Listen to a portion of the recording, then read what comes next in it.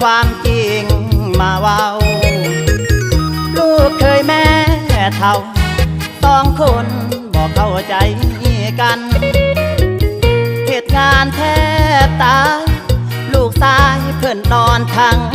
วันนินทาลูกเคยทั่วบ้านเวียกงานบ่เอาหัวใส่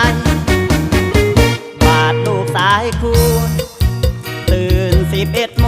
งบอกเศร้าส่วนลูกเคยเจ้าตื่น6 โมงเศร้ากะสายแม่เท่าลำเอียงทั้งเคยฮักแต่ลูกสายอยู่ไปก็หมดความหมายสุดท้ายจำต้องจากกันวันที่จากลาเห็นน้ำตาลูกเมียสะท้อนสุดห่วงอาวรต้องจากลูกแก้วเมียขวัญลูกเคยคนจนอยู่ไปหมดความสำคัญอยู่กับแม่เจ้าเธอจอมขวัญอายนั้นต้องขออำลาพ่อเท่าใจดีมีเหตุผลพัดตายจากจอ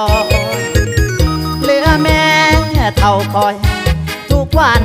หาเรื่องนินทาพ่อเท่าใจดีเสียที่เป็นตายจากลาแม่เท่านี้นะบ่เจ็บบ่ไข้จากวัน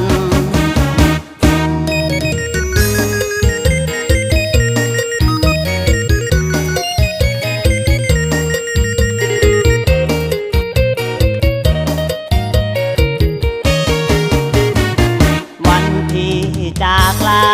เห็นน้ำตาลูกเมียสะท้อนสุดห่วงอาวรต้องจากลูกแก้วเมียขวัญลูกเคยคนจนอยู่ไปหมดความสำคัญอยู่กับแม่เจ้าเธอจอมขวัญอายนั้นต้องขออำลา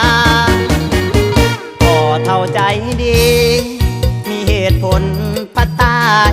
จากจอเหลือแม่เท่าคอยทุกวันหาเรื่องนินทาพ่อเท่าใจดีเสียที่เป็นตายจากลา